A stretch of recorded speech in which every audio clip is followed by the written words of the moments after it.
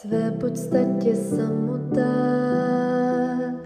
sotva ukáže svou tvář. Říká se, že je zloděj a lhář, ďábel, co skrývá svatozář.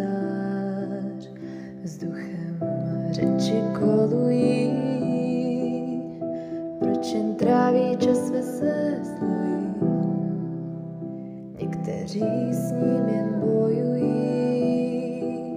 jiní ho z dálky litují. Ale kdo se prosí o vaše názory, v hlavě jen bují jako nádory.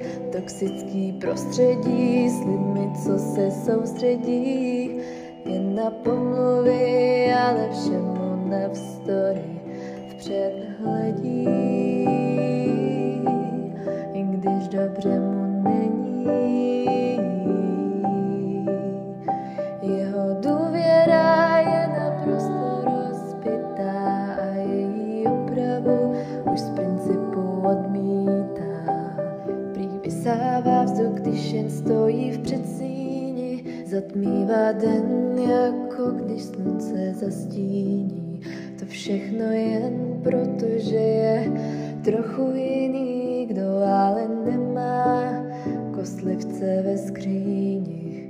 I když od sebe odstrkává svět, že žádá o pomoc, je vidět na pohled. Už nikdy se ale pro ní nevrací zpět. Už se dřív spálil, tak teď v srdci má jen led.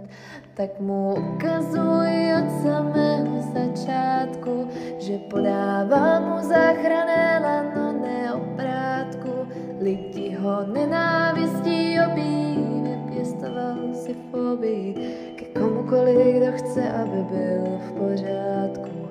Tak ticho volí, než aby vyvolal hádku. Každý krok vpřed ho bolí, tak radši chodí pospátku. Kdo se kdy prosí o vaše názory, v hlavě jen bují jako nádory. Toxický prostředí s lidmi, co se soustředí jen na pomluvy, ale všemu navzdory vpřed hledí, i když dobře mu není. Radši bude sám, než aby ukázal svou strast, než aby byl, jak oni preferuje.